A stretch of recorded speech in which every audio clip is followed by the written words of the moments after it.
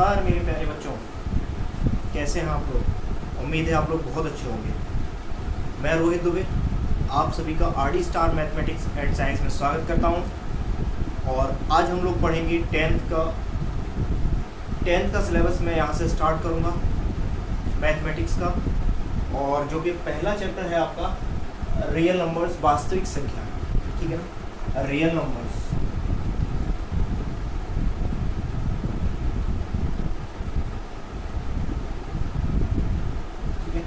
वास्तविक संख्या, मैंने इससे पहले कुछ वीडियो बना रखी हैं, तो उसमें वास्तविक संख्या को मैंने पूरा समझाया है, जो आप लोग 9th में पढ़ के आए हैं कि वास्तविक संख्या होती कौन सी है, ठीक है। सबसे पहले हमने बताया था उसमें प्राकृतिक संख्या, फिर पूर्ण संख्या, ठीक है, फिर उसके बाद पूर्णांक, परिमेय संख्या, अपरिमेय संख्याएँ। और जो वास्तविक संख्याएँ होती हैं वो सभी अपरिमेय संख्याएँ और परिमेय संख्याओं का एक मिश्रण होती है, सभी को मिला दिया जाए तब बनती है वास्तविक संख्या, ठीक है ना। तो आज हम लोग 10th में पहला चैप्टर वास्तविक संख्याओं का ही पढ़ेंगे। और मैं उससे पहले आपको बता देना चाहता हूँ कि आपका जो सिलेबस है 10th का, उसमें से कुछ टॉपिक्स हटा दिए गए हैं। जैसे कि आपका एक वास्तविक संख्या में 2 टॉपिक हटा दिए गए हैं। पहला यूक्लिड विभाजन प्रमेय का, जो मैंने आपको वीडियो बना रखी थी, आप लोग देख सकते हैं उसमें। तो यूक्लिड विभाजन प्रमेय का एक चैप्टर ये एक टॉपिक ये हटा दिया गया वास्तविक संख्या में से, ठीक है। और दूसरा जो आपका हटाया है वो है परिमेय संख्याओं का शांत अशांत आवर्ती दशमलव के पदों में निरूपण, ठीक है ना। परिमेय संख्याओं का शांत अशांत आवर्ती दशमलव संख्याओं में निरूपण, एक ये टॉपिक हटा दिया गया है। तो अब आपका सिर्फ इसमें एक टॉपिक बचता है अंक गणित का आधारभूत प्रमेय, उदाहरण सहित √2, √3, √5 अपरिमेय संख्याओं का सत्यापन। सिर्फ ये चैप्टर बचता है, ये टॉपिक बचता है। तो इसमें क्या है, आपका जो पहली एक्सरसाइज थी 1.1 वो आपकी इसी पर आधारित थी, जो आपका हटा दिया गया है यूक्लिड विभाजन एल्गोरिथम, ठीक है। और 1.4 जो एक्सरसाइज थी वो आपकी आधारित, वो जो आपकी निर्भर थी वो किस पे थी, परिमेय संख्याओं के शांत एवं अशांत आवर्ती दशमलव प्रसार में निरूपण पर आधारित थी, ठीक है। तो अब आपके में सिर्फ 2 एक्सरसाइजें रह गई हैं, 1.1 और 1.2। 1.1 में आपको ये HCF, LCM, इनमें संबंध, ये सभी चीज़ें बताई जाएंगी जो हम लोग पहले से बहुत छोटे से सीखते हुए आए हैं, ठीक है। और दूसरे 1.2 में आपको सिद्ध करवाया जाएगा कि √2, √3, √4 और बहुत सी अपरिमेय संख्याएं दी जाएंगी, उन्हें आपको प्रूफ करके दिखाना है कि हाँ ये अपरिमेय संख्या क्यों है, ठीक है। तो ये 2 एक्सरसाइज ही बची हैं आपकी। तो आज हम स्टार्ट करते हैं 1.1। यहाँ पर आपको जो भी NCERT की बुक है उससे मैं एक एक उदाहरण और एक एक सवाल के सहित आपको पूरी किताब का सॉल्यूशन कराऊंगा। और जो भी मैं यहाँ पर सॉल्यूशन कराऊंगा उसका पूरा सॉल्यूशन आपको नोट्स मेरे टेलीग्राम चैनल पर मिल जाएंगे, जिसका लिंक मैं डिस्क्रिप्शन में डाल के रखूँगा, ठीक है। तो आप लोग वहाँ से टेलीग्राम चैनल पर जुड़ जाइए, वहाँ से आप लोगों को नोट्स मिलते रहेंगे। और यदि आप अभी तक हमारे चैनल पर नए हैं तो पहले हमारे चैनल को सब्सक्राइब कीजिएगा, शेयर कीजिएगा, जिससे कि हमारा भी उत्साहवर्धन हो और हम आपको बहुत ही अच्छे तरीके से पढ़ा सकें। चलिए तो स्टार्ट करते हैं बिना टाइम गुजारे। सबसे पहला उदाहरण मैंने ले रखा है कि संख्याओं 4 की घात n, 4 की पावर n एक प्राकृतिक संख्या होती है। पर विचार कीजिए, जहां n एक प्राकृत संख्या है। प्राकृत संख्या क्या होती है, प्राकृत संख्या होती है आपकी 1, 2, 3, 4, ठीक है ना। इसके आगे अनंत तक जाते हैं, ठीक है ना, ये आपकी प्राकृतिक संख्या होती है। प्राकृत संख्या है, जांच कीजिए कि क्या n का कोई ऐसा मान होगा जिसके लिए 4 की घात n अंक 0 पर समाप्त होता है। देखिए सबसे पहले तो हमें 4 की घात n, यहाँ पर हमें देखना है कि हम चूंकि पढ़ते हुए आए हैं, बहुत ही बार हमने पढ़ा है कि 2 गुणित 5, अगर ऐसा जोड़ा आता है किसी भी संख्या के गुणनखंड में, यदि इस तरह का जोड़ा बनता है, एक बार 2 आ जाए और एक बार 5 आ जाए, बस हमें यहाँ देख लेना है, एक बार 2 आ गया और एक बार 5 आ गया, यानी कि ये दोनों आने अनिवार्य हैं। अगर ये दोनों आ गए तो उसका आखिरी जो अंक होगा, यानी कि इकाई का अंक होगा, उस संख्या का इकाई का अंक होगा, वो आपका क्या होगा, 0 होगा। ये हम लोग बहुत समय पहले 9th में भी पढ़े हुए हैं, ठीक है। और हमने पिछली वीडियो जो बनाई है उसमें भी हमने पढ़ाया हुआ है। यदि संख्या के गुणनखंड, जो गुणनखंड कैसे निकालते हैं, जैसे मान लीजिए आपका ये 6 है, तो 6 के गुणनखंड क्या आएंगे, 2 से काटेंगे तो 3 और 3 से काटेंगे तो 1, तो 6 के गुणनखंड क्या आए, 2 गुणे 3, ठीक है ना। तो गुणनखंड इन्हें बोलते हैं। यदि संख्या में 2 और 5, संख्या के गुणनखंडों में 2 और 5 दोनों आ गई, तो संख्या का जो इकाई का अंक होगा वो 0 होगा, या हम कह सकते हैं जो संख्या होगी वो समाप्त 0 पर होगी। तो यहाँ से अब हम इसी सवाल को सॉल्व करते हैं। सबसे पहले हम देखते हैं 4 की पावर n। हम लोग वैसे निकाल सकते हैं, देखिए हम लोग प्रूफ कैसे कर सकते हैं। मान लीजिए हमने 4 का मान 1 रख दिया, ठीक, सॉरी n का मान 1 रख दिया, तो क्या हो जाएगा, 4 की घात 1 का मान 4। अब n बराबर हमने 2 रख दिया, तो 4 की घात 2 का मान 16। 4 की घात 3 रख दिया, तो 4 की घात 3 का मान होता है 64, ठीक है। 4 की घात 4 रख दिया, ठीक है ना, तो 4 की घात 4 का मान हो जाता है आपका 256, हाँ 256, ठीक है ना। आगे बढ़ते जाएंगे, लेकिन आगे बढ़ने से कोई फायदा नहीं मिलेगा। जरा यहाँ से देखिए, एक बार 4 आ रहा है, फिर दोबारा में 6 आ गया, फिर 4 आ गया, फिर 6 आ गया, ठीक है ना। हर बार इकाई का अंक क्या आएगा, 4 6 4 6 4 6। n का कोई भी मान रखेंगे, या तो वो 4 आएगा इकाई का अंक, यानी कि जो संख्या है ये संख्या वो समाप्त होगी। हमसे यही तो बोल रहा है कि जांच कीजिए n का कोई ऐसा मान होगा जिसके लिए 4 की घात n अंक 0 पर समाप्त होता है, यानी कि जो समाप्त ये वाला अंक है वो 0 होता है। तो देखिए यहाँ पे क्या हो, एक तो 4 आ रहा है और 6 आ रहा है, हर बार 4 और 6 4 6 आता रहेगा, ठीक है। तो यहाँ से हम एक तो हमारा ये सिद्ध हो गया, लेकिन हम इसे लिखेंगे कैसे वो हम आप लोगों को कराते हैं। देखिए सबसे पहले तो हमें दिया गया है 4 की घात n, तो 4 की घात n ले लिया हमने। अब यहाँ हल लिख लेते हैं, 4 की घात n, इसे हम क्या लिख सकते हैं, 2 की घात 2 लिख सकते हैं और होल पावर n लिख सकते हैं ना। 4 की भाई 4 के जो फैक्टर होंगे वो क्या होंगे, 2 और 2, 2 गुणित 2, ठीक, यानी कि 2 गुणित 2 होल पावर n। अब यहाँ से हमें ये देखना है कि इसमें 2 और 5 दोनों आए हैं क्या, 2 तो आया है लेकिन 5 नहीं आया है, ठीक है ना, 5 नहीं आया है। तो क्या करेंगे, अब यहाँ से सीधा सा हम लिख देंगे, हम जानते हैं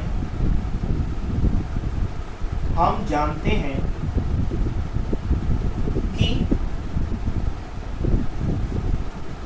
यदि संख्या के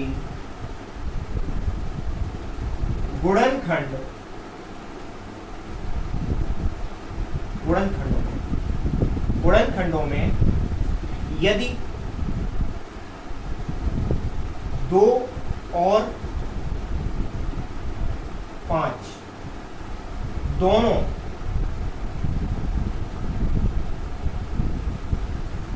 आते हैं,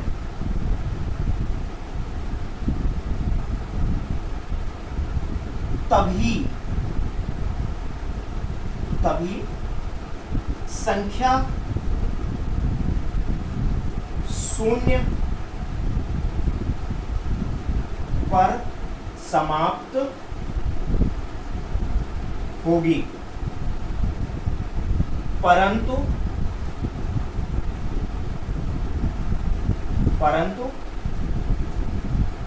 यहाँ 4 की घात n के गुणनखंड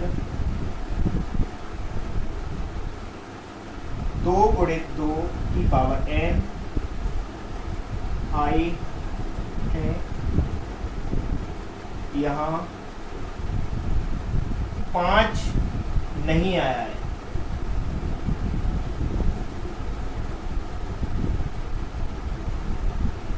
अतः यह संख्या, यह संख्या कौन सी, 4 की घात n,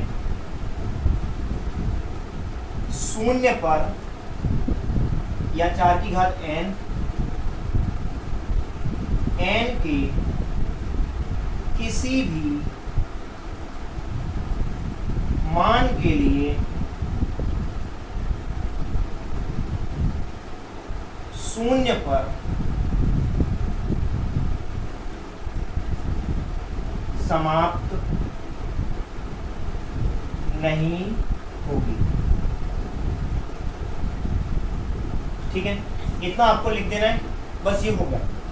ठीक है, ज्यादा नहीं, 2 नंबर का पूछा जा सकता है। ठीक है, 4 की घात n। इसी तरह से पूछ लेता है कि 6 की घात n क्या ये समाप्त हो सकता है 0 पर। चलिए इसे भी देख लेते हैं। तो 6 के फैक्टर क्या होते हैं, 2 × 3 की पावर n। यहाँ पर क्या 5 आया है, 2 तो आया है लेकिन 5 नहीं आया है। ठीक है ना, 5 जो है वो नहीं आया, यानी कि ये भी, इसका भी सवाल जो है, अगर इस तरह का सवाल आ गया 6 की घात n, तो भी हमें यही पूरी चीज लिखनी है। सिर्फ क्या करना है, 4 की घात n की जगह 6 की घात n हो जाएगी, और 2 × 2 की घात n की जगह 2 × 3 की घात n हो जाएगी। ठीक है, हो सकता है इस तरह से सवाल को पूछ लिया जाए, हो सकता है आपकी जो है 8 की पावर n इस तरह का सवाल पूछ लिया गया। तो सभी में कंडीशन यही होगी, यदि इसके फैक्टर 2 × 5 के रूप में आते हैं तो यह संख्या का जो इकाई का अंक होगा वो 0 होगा, या हम कह सकते हैं जो संख्या होगी वो उसकी समाप्ति पर 0 आएगा।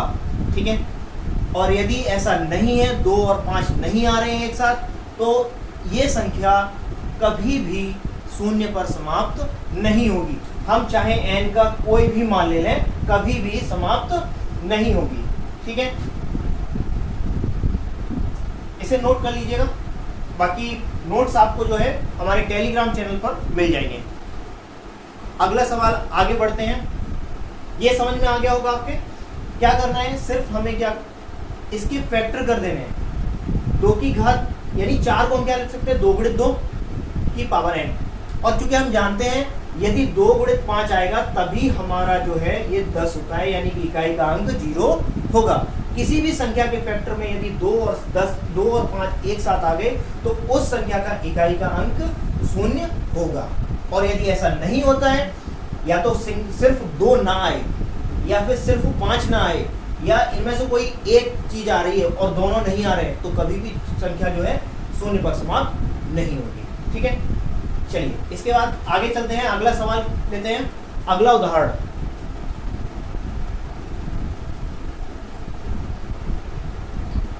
चलिए देखिए, दूसरा उदाहरण क्या है आपका, संख्याओं 6 और 20 के अभाज्य गुणनखंड विधि। अभाज्य गुणनखंड विधि क्या होती है, आप लोग शायद कक्षा 5 या 6 से पढ़ते हुए आए होंगे कि अभाज्य गुणनखंड विधि से HCF याद कीजिए, LCM याद कीजिए। ठीक है, और शायद 7th या 8th में भाग विधि पढ़ी है आपने। ठीक है, तो सबसे पहले हमें क्या करना है भाई, 7th 8th वाली चीज को यहाँ पे पढ़ना है, बहुत ही लो लेवल का पढ़ रहे हैं हम लोग। देखिए 6 और 20 इनके अभाज्य गुणनखंड कैसे करते हैं। सबसे पहले तो यहाँ देख लीजिए, 2 से काटेंगे तो 3 बार कटेगा, और फिर ये 3 से कटेगा तो 3 से कितनी बार कटा, 1 बार। इसी तरह हम 2 का भाग देंगे इसमें, तो 2 से 10 बार ये गया, और फिर 2 से भाग देंगे तो 2 पंचे 10, और फिर 5 से कटेगा तो 5 एकन 5। तो 6 के जो अभाज्य गुणनखंड आए हैं वो ये आए हैं, और 20 के जो अभाज्य गुणनखंड आए हैं वो 2 × 5 ये आए हैं। ठीक है ना, 6 के अभाज्य गुणनखंड। अभाज्य क्या होती है, ऐसी संख्या, ये जो गुणनखंड है ये ऐसी संख्याओं में हमें परिवर्तित करने हैं जो कि किसी भी संख्या से ना कटें, अपने और यानी स्वयं के और एक के अलावा किसी भी संख्या से ना कटें। ठीक है, ऐसी संख्याओं में हमें इन्हें निरूपित कर लेना है, ऐसे इनके गुणनखंड कर लेने हैं। ठीक है, तो 6 के क्या आए, 2 × 3, और 20 के क्या आए, 2 × 2 × 5। अब हम देखते हैं HCF क्या होता है। HCF महत्तम समापवर्तक। HCF मीन्स होता है जो इनमें उभयनिष्ठ हो, 6 के गुणनखंड में और 20 के गुणनखंड में जो भी गुणनखंड उभयनिष्ठ है उस वो आपका क्या होगा, HCF। देखिए यहाँ पे 2 एक बार आया है, यहाँ पर भी 2 एक बार आया है, यहाँ पर हालांकि 2 बार आया लेकिन वो उभयनिष्ठ है। यहाँ 2 एक बार है तो यहाँ से भी हम 2 को एक ही बार लेंगे, ठीक है। उसके बाद यहाँ 3 है, यहाँ 3 नहीं है तो छोड़ देंगे। यहाँ 5 है और यहाँ 5 नहीं है तो 5 को भी छोड़ देंगे। यही आपका HCF निकला है, ठीक है। इसके बाद LCM की बात कर रहे हैं तो LCM कैसे निकालेंगे, देखिए LCM कैसे निकालते थे, निकालेंगे नहीं, निकालना हमें दूसरी तरीके से है। पहले हम सिर्फ आपको बता दे रहे हैं कि HCF और LCM निकालते कैसे हैं, ठीक है। देखिए LCM कैसे निकालते थे, इनमें जो सबसे ज्यादा, यहाँ 2 एक बार है, यहाँ पर 2 दो बार है तो ज्यादा बार वाले को लिख लेते हैं। 2 बार आया तो 2 बार लिख दिया। अब यहाँ 3 एक बार है, यहाँ पर नहीं है तो 3 को भी लिख लेते हैं, ठीक। यहाँ 5 एक बार है, यहाँ 5 नहीं है तो 5 को भी लिख लेते हैं, ठीक। अब देखते हैं गुणन कितना होता है, 5 या 15, 15 दूनी 30 और 30 दूनी 60, यानी कि जो LCM आया वो क्या आया आपका, ठीक है ना। LCM क्या आया, 60। ये होगी बच्चों वाली बात। अब आप लोगों को कैसे करने हैं ये देखते हैं, क्योंकि हम लोग क्या होते हैं हाई स्कूल में आके बड़े हो जाते हैं, ठीक है ना। तो यहाँ पर हमें इस तरीके से ना करके हमें ये सारा काम रफली कर लेना है, ठीक है। और जो हमारा यहाँ पर रहेगा, रफली नहीं करना चाहते तो साइड में कर लेंगे, कोई दिक्कत नहीं, ठीक है। अब हमें क्या करना है, यहाँ पे कुछ भी ज्यादा नहीं, यहाँ 2 की घात 2 हो जाएगा, 2 की घात क्या हो जाएगी, 2, और 5 की घात 1 ही रहेगी, ठीक है। इसी तरह यहाँ 2 एक बार है तो 2 की घात 1, 3 एक बार है तो 3 की घात 1 हो जाएगी, ठीक है। एक सेकंड,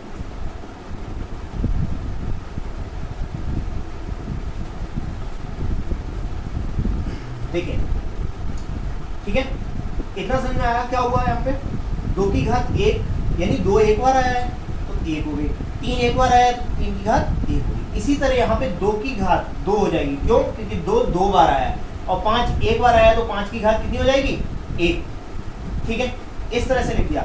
अब हम लोगों को जो करना है वो इस तरह से करना है कि HCF एक ऐसी संख्या होती है जो जिसकी घात सबसे कम हो, ठीक है ना, जो दोनों जगह तो आया हो लेकिन उसकी घात जहां सबसे कम होगी उसे हम लेंगे। यहाँ 2 की घात 1 है, यहाँ 2 की घात 2 है तो कम वाली घात कौन सी है, 2 की घात 1, तो 2 की घात 1 आपका HCF हो गया, ठीक है। LCM क्या होगा आपका,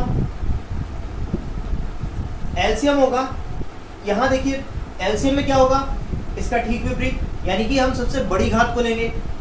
2 की घात 1 है, यहाँ 2 की घात 2 है तो बड़ी घात कौन सी है, 2 की घात 2। यहाँ 3 की घात 1 है, यहाँ पर 3 की घात 0 है, क्योंकि 3 किसी की भी घात 0 अगर हो जाएगी तो उसका मान क्या हो जाएगा, 1। ये लिखना नहीं आपको, ठीक है, ये मैं आपको समझा रहा हूँ। अच्छा, 1 बड़ा है या 0, तो जो बड़ी घात है हमें उसको लिखना है, यानी कि 3 की घात 1, ठीक है। इसी तरह अब यहाँ देखिए 5 है, 5 की घात 1 और यहाँ पर 5 की घात नहीं है तो 5 की घात 0 हुई, ठीक है। तो 5 की घात 1 बड़ी है या 5 की घात 0, तो 5 की घात 1 बड़ी है, तो क्या हो गया, 5 की घात 1। ये आपका LCM, ठीक है ना। इसे थोड़ा सा सॉल्व कर लीजिए। LCM क्या हो जाएगा, 2 की घात 2, 4 गुणे 3 गुणे 5, LCM जो आपका निकल के आएगा वो क्या आएगा, 60, ठीक है ना। हमें इस तरीके से सॉल्व कर दें। अभी तक हम लोग करते आए थे, अभाज्य गुणनखंड किए और फटाफट से क्या किए, जो भी ज्यादा बार आ रहा है या कम बार आ रहा है उसके रूप में हमने लिख लिए, ठीक। लेकिन अब हमें क्या करना है, उनको घात के रूप में लिखना है पहले, ठीक है। उनको क्या करना है, घात के रूप में लिखना है, उसके बाद जो भी HCF और LCM आएगा वो भी आपका घात के रूप में ही आएगा, उसके बाद उसे कैलकुलेट करके हमें लिखना है, ठीक है। इतना समझ में आया। चलिए अगला सवाल लेते हैं, थर्ड, उदाहरण नंबर 3। तो उदाहरण नंबर 3 है आपका,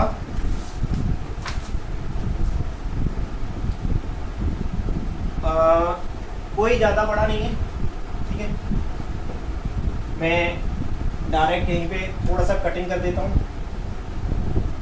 उदाहरण नंबर 3 जो है उसमें है अभाज्य गुणनखंड विधि द्वारा 96 और 404 के अभाज्य गुणनखंड विधि द्वारा HCF एवं LCM ज्ञात करने हैं, ठीक है ना। चलिए देखिए, अभाज्य गुणनखंड विधि द्वारा हमें करने हैं।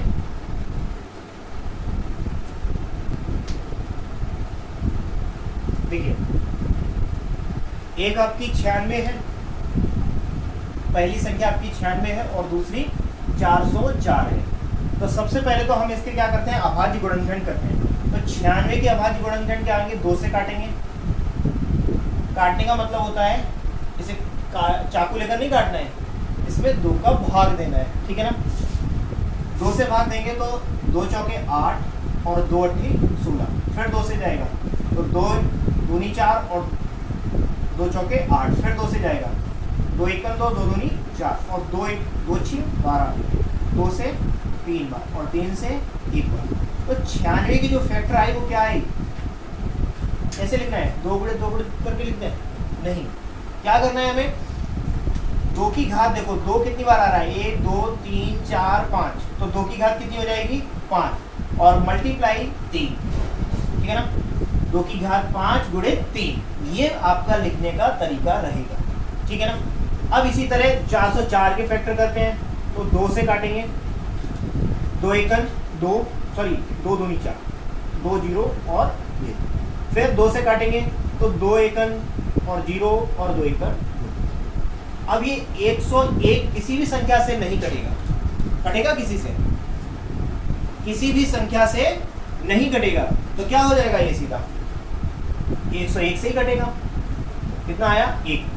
तो इसका जो 404 के जो अभाज्य गुणनखंड आए वो क्या है, 2 कितनी बार आ रहा है, 2 बार, तो 2 की घात 2 और गुणे 101, ठीक है। 404 के अभाज्य गुणनखंड ये आए हैं और 96 के गुणनखंड ये आए हैं। हम आपको बहुत ही सरल तरीका आज बता देंगे इसके लिए कि क्या होगा। एलसीएम निकालने के लिए बहुत ज़्यादा हमें गुणा करना होता है, तो उसके लिए बहुत ही सरल तरीका आपकी किताब में दिया गया है, तो उसके आधार पर हम लोग करेंगे। सबसे पहले तो हमें HCF ज्ञात करना है। HCF क्या होता है, HCF एक ऐसी संख्या होती है जो दोनों संख्याओं में उभयनिष्ठ हो, ठीक है। उभयनिष्ठ का मतलब यहाँ पर, उभयनिष्ठ का मतलब जो कम घात होगी, यानी कि 2 की घात यहाँ 2 है और यहाँ पर 5 है, तो कम कौन सी है, 2 की घात 2। 3 की घात यहाँ 1 है और यहाँ पर 3 की घात 0 है, तो कम कौन सी है, 0, और 0 का मान क्या हो जाता है, किसी की घात 0 उसका मान क्या होता है 1, ठीक। इसी तरह 101 यहाँ पर है, यहाँ पर 101 की घात 0 है, 101 की घात 0 उसका मान क्या होता है 1, तो हम छोटी वाली ले लिया, यानी कि आपका जो HCF आया वो क्या आया, 2 की घात 2 यानी कि 4। अब LCM की बारी, तो LCM क्या आएगा देखते हैं। LCM में जो घात बड़ी हो, यहाँ 2 की घात 5 बड़ी है, सॉरी यहाँ 2 की घात 5 है और यहाँ 2 की घात 2 है, तो बड़ी कौन सी है, 2 की घात 5। इसी तरह यहाँ 3 की घात 1 है, यहाँ 0 है, तो 3 की घात 1 बार ले लेंगे गुणे, यहाँ 101 की घात 1 है और यहाँ 1 0 है, तो क्या हो जाएगी 101। अब इसका मल्टीप्लाई करना थोड़ा सा कठिन हो जाएगा कि नहीं। इसको सॉल्व करने के लिए क्या करते हैं हम, इसे सॉल्व करने के लिए एक आपके पास फॉर्मूला है, क्या है वो, LCM गुणित HCF बराबर फर्स्ट नंबर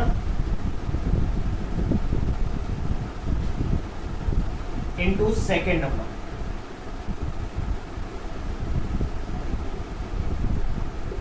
ठीक है। इस फॉर्मूले को आप लोग रट लीजिए कि जो LCM और HCF का गुणा होता है वो किसके बराबर होता है, जो दी गई दो संख्याएं हैं, ठीक है, दी गई जो दो संख्याएं हैं उन दोनों की आपस में गुणन के बराबर होता है, ठीक है। यानी कि जरूरी नहीं है, मान लीजिए ऐसा नहीं है कि आपको यहाँ 96 और 404 दी गई है तो यहाँ पे ये 96 404 का ही एलसीएम की बात कर रहा है। ये फॉर्मूला है वो इन्हीं दोनों संख्याओं के एलसीएम और एचसीएफ की बात करेगा। एचसीएफ, ठीक है, इन्हीं दोनों संख्याओं के एचसीएफ और एलसीएम की बात कर रहा है, ना कि कोई और संख्याओं का आप एलसीएम एचसीएफ रख दें और यहाँ पर कोई दूसरी संख्याएं रख दें फिर आप उत्तर खोजते रहें। तो ऐसा नहीं करना है। देखिए एलसीएम आपको पता नहीं है यानी ये निकालना है, ठीक है। एचसीएफ का पता है, एचसीएफ क्या है आपका 4 बराबर फर्स्ट संख्या क्या है 96 और मल्टीप्लाई 101, तो एलसीएम क्या हो जाएगा आपका 96 गुणित 101/4, क्योंकि 4 का यहाँ गुणा हो रहा है उधर ले जाएंगे तो क्या हो जाएगा भाग। पक्षांतर करके जब ले जाते हैं तो संख्या का चिन्ह बदल जाता है। यदि गुणा हो रहा है तो भाग में जाएगी और भाग हो रहा है तो गुणा में जाएगी, घट रहा है तो जुड़ेगा जाके और जुड़ रहा है तो घटेगा जाके। 4 से इसे काटेंगे तो कितनी बार घटेगा 24 चौके 96 और 24 का इसमें मल्टीप्लाई करेंगे तो कितना हो जाएगा 24 एकम 24 हासिल 2, 24 का जीरो में क्या 2 बार जीरो हो जाएगा और हासिल 2 है तो 2 हो जाएगा और 24 एकम 24 तो क्या आया आपका एलसीएम 24 और 24, ठीक है ना। ये आपका उत्तर है और इसका मल्टीप्लाई करोगे तो भी आपका यही आएगा, क्या आएगा 2424, ठीक है ना। चलिए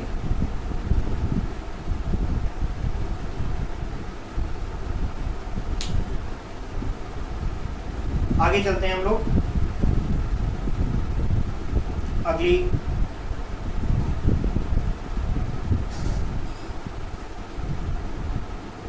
माफ कीजिएगा, यहाँ पर जो फर्स्ट सेकंड नंबर है वो 404 है, इसीलिए इसका आंसर जो है गलत आ रहा है।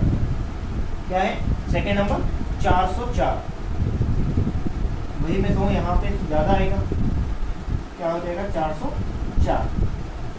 अब ये आएगा 24 चौके 96, 96 की 6 हासिल 9, 24 का जीरो में गया तो 0 और 9 हो गया और 24 चौके 96 कितना आया 96, ठीक है ना। तो बहुत ही ध्यान से सवाल करेंगे, जरा सी गलती पूरा सवाल बिगाड़ सकती है, ठीक है। यहाँ 404 की जगह 101 हो गया था, पूरा आंसर चेंज हो गया, ठीक है ना। तो यहाँ पर जो है बड़ा ध्यान से करेंगे। सेकंड नंबर जो है वो क्या है 404, ठीक है, तो उसका एलसीएम क्या आएगा 9696 या 9696, ठीक है ना। उम्मीद है आपको ये सवाल समझ में आया होगा। आगे चलते हैं।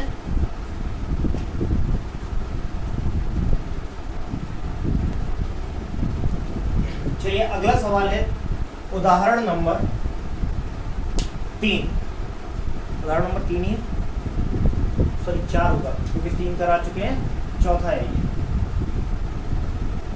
तो उदाहरण नंबर 4 क्या कह रहा है, संख्याओं 6, 72 और 120 के अभाज्य गुणनखंड विधि से एचसीएफ और एलसीएम ज्ञात करें। अभी तक 2 संख्याएं कर रहे थे, अब आ गई हैं 3 संख्याएं। तो कोई भी परेशानी की बात नहीं है। 6 के गुणनखंड क्या होते हैं 2 गुणित 3, ठीक है। 72 के गुणनखंड क्या होते हैं, काट लीजिए, फैक्टर कर लीजिए इसके, 2 से काटेंगे तो 36 बार कटेगा और 2 से काटेंगे तो 18 और 2 से काटेंगे 9, 3 से काटेंगे 3 और 3 का 3, तो क्या आया 2 की घात 3 और 3 की घात 2, ठीक है। फिर 120 है, 120 के भी फैक्टर कर लीजिएगा। 120 के फैक्टर करेंगे तो क्या होगा 2 6 0, 2 से काटेंगे तो 3 0, 2 से काटेंगे तो 15, 2 से नहीं कटेगा, 3 से काटेंगे तो 5 और 5 बन जा 5। तो क्या आया इसका 2 की घात 3 गुणित 3 की घात 1 और गुणित 5 की घात 1। इन पर भी घात लगा लेते हैं, अच्छे नहीं लग रहे हैं जब सभी घात में लिखे तो ये भी घात लगा लेते हैं।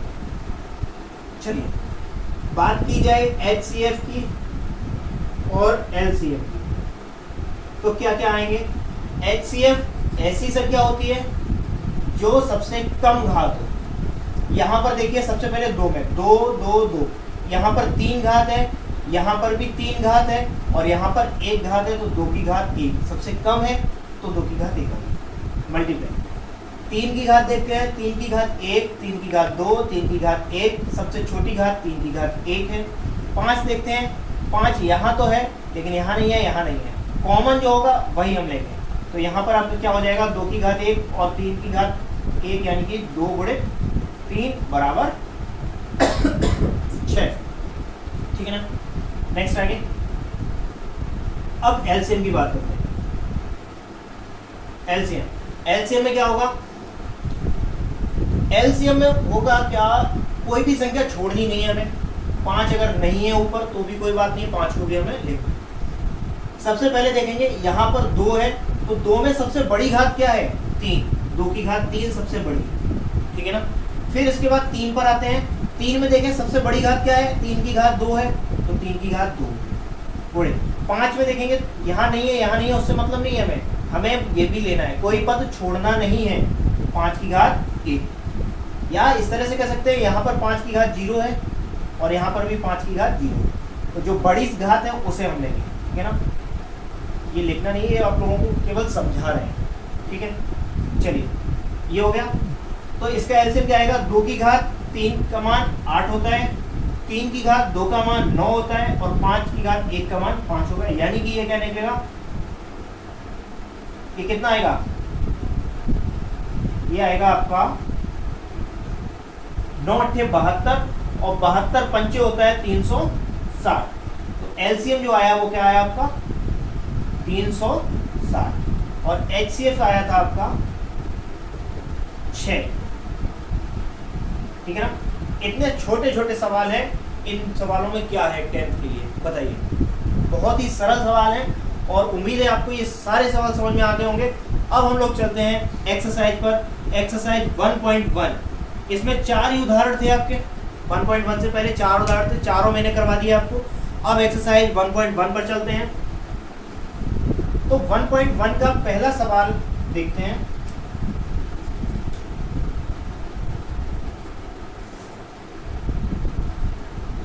एक्सरसाइज 1.1, इसका पहला सवाल मैंने आपको पहले ही बता दिया है कि मैं आपकी एनसीईआरटी बुक को लेकर चल रहा हूँ, किसी भी अलग प्रकाशन को नहीं, ठीक है ना। तो एनसीईआरटी में जो जो सवाल होंगे वो सारे आपको बोर्ड पर मिलेंगे। यदि आप लोगों को कोई दूसरी किताब का, कोई दूसरे प्रकाशन का भी सॉल्यूशन चाहिए तो आप लोग कमेंट में लिखकर भेजिए मुझे, मैं उस प्रकाशन को भी उठाऊंगा और उस प्रकाशन के सवालों को भी बोर्ड पर करूंगा, ठीक है। और उसके नोट्स भी आपको टेलीग्राम चैनल पर प्रोवाइड कराऊंगा। चलिए पहला सवाल है इसमें, निम्नलिखित संख्याओं को अभाज्य गुणनखंडों के गुणनफल के रूप में व्यक्त कीजिए। देखिए सबसे पहली बात, जब भी आप गणित की किताब, गणित पढ़ने बैठें तो आपके पास किताब होना जरूरी है, ठीक है। किताब को सामने रखेंगे तो किताब से क्या होता है, देखिए पहली बात तो ये है कि गुरु बिना ज्ञान कभी भी नहीं आता है। कितना भी आप पढ़ लीजिए किताब में, जब तक आपको समझाने वाला नहीं होगा तब तक आपके समझ में कुछ भी नहीं आएगा, ठीक है ना। तो किताब का होना भी जरूरी है और जो समझाएगा आपको उसका भी जरूरी है। तो समझाने का काम मेरा है, किताब रखने का काम आपका है। तो किताब को अपने सामने जरूर रखिए। जब भी आप गणित पढ़ें तो आपके सामने उसकी किताब जरूर होनी चाहिए। जो एक्सरसाइज पढ़ रहे हैं वो एक्सरसाइज खुली होनी चाहिए, ठीक है ना। और जो भी एक्सरसाइज पढ़ने जा रहे हैं उससे पहले उसका जो भी कॉन्सेप्ट होता है उसको क्लियर करेंगे। जैसे मैंने अभी आपको उदाहरण के तौर पर या इस प्रश्नावली में जो जो सवाल आएंगे उसके पूरे हमने आपको बता दिए हैं क्या क्या आएगा। तो इस कॉन्सेप्ट को पूरा करना बहुत ज़रूरी होता है, उसके बाद आप आगे की पढ़ाई कर सकते हैं, ठीक है। अब हम लोग चलते हैं एक्सरसाइज 1.1। इसमें पहला सवाल जो कह रहा है, निम्नलिखित संख्याओं का अभाज्य गुणनखंडों के गुणनफल के रूप में व्यक्त कीजिए। निम्न संख्याओं को, निम्न, मैं थोड़ा सा वीडियो को पुश कर दे रहा हूँ, इस सवाल लिख लूँ। चलिए पहला सवाल एक्सरसाइज 1.1 का कह रहा है कि निम्न संख्याओं को अभाज्य गुणनखंडों के रूप में व्यक्त कीजिए। अभाज्य गुणनखंडों के गुणनफल, के गुणनफल, यहाँ गुणनफल लिखिए,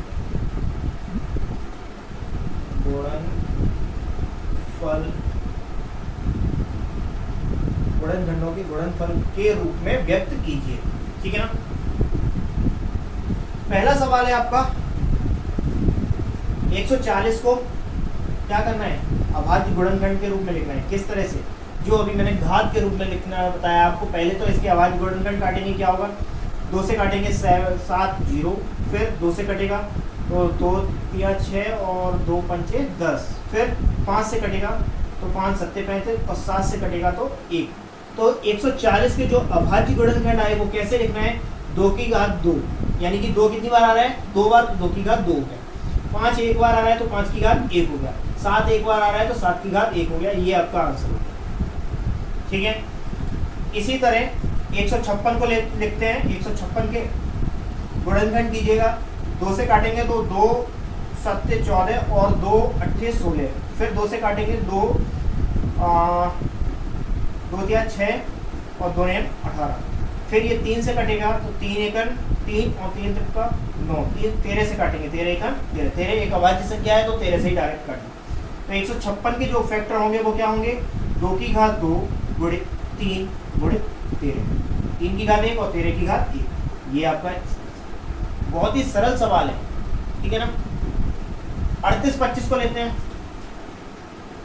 मैं 38 25 तक करा दे रहा हूँ, 2 आप लोग होमवर्क में करेंगे। एक तो 5005 और 7429 7429, ये 2 आपको HW में करने हैं। HW में करके आंसर को कमेंट में कीजिएगा। ठीक है। 3825 के फैक्टर करेंगे तो 2 से काटेंगे, 2 एकम 2, 2 नेम 18, 2 एकम 2 और सॉरी 2 से नहीं कटेगा। 2 से काटने का नियम क्या होता है, मैंने ध्यान नहीं दिया। 2 से काटने, 2 से विभाज्यता का नियम क्या होता है, यदि इकाई का अंक 2 4 6 8 0 हो तो वह संख्या 2 से कटती है। तो और 3 से काट के देखते हैं, 3 से कटेगा क्या। 3 से विभाज्यता का नियम क्या होता है, यदि संख्या के अंकों का योग, विभाज्यता के नियम बहुत जरूरी है। जब आप गुणनखंड वाले सवाल करेंगे तो विभाज्यता के नियम बहुत जरूरी हैं, क्योंकि अभी तो ये 3825 मान लीजिए, यहाँ पर 3800 इतनी बड़ी संख्या दे दी जाए, 38 7 38 77 88 5, अब इसे कैसे करेंगे, 3 से काटते रहेंगे क्या। तो क्या तरीका होता है 3 से विभाज्यता का नियम, जो संख्या दी गई है इसके अंकों का योग यदि 3 से विभाजित होता है तो संख्या 3 से विभाजित होगी। देखिए जरा, 3 और 8 11, 11 और 2 13, 13 और 5 18, यानी कि 18 हो रहा है। 18 कैसा हो रहा है, 3 से विभाजित हो रही है, तो ये संख्या भी 3 से विभाजित होगी। तो 3 एकम 3, 3 दूनी 6, बचा 2 22 हो गया, 3 7 21, बचा 1, 3 बचे 15। फिर देखिए 3 से कटेगा क्या, 1 और 2 3, 3 और 7 10, 10 और 5 15, 3 से फिर से कट रहा है, 3 चौके 12, 3 दूनी 6 और 3 बचे 15। अब 3 से कटेगा 4 और 2 6 और 5 11, अब नहीं कटेगा 3 से, क्योंकि 11 जो इनका अंकों का योग कितना हो रहा है, 11 हो रहा है। 11 3 से विभाजित नहीं है, तो क्या होगा इसका। अब किससे काटेंगे, 3 के बाद आता है 5। सबसे नियम जो होता है, पहले 2 से काटेंगे, फिर 3 से काटेंगे, फिर 5 से काटेंगे, 7 से, 11 से, 13 से, 17 से, 19 से। ठीक है, यानी कि अभाज्य संख्याओं से ही हम संख्याओं में भाग दे सकते हैं। ठीक है ना, क्योंकि हमें अभाज्य गुणनखंड ही लाने, यानी कि जो ये गुणनखंड है ये सभी कैसे होने चाहिए, अभाज्य। 5 से काटेंगे तो क्या हो जाएगा, 5 8 40 और 5 25, फिर 5 से काटेंगे तो 5 एकम 5 और 5 7 35 और 17 से ही कटेगा ये, क्योंकि 17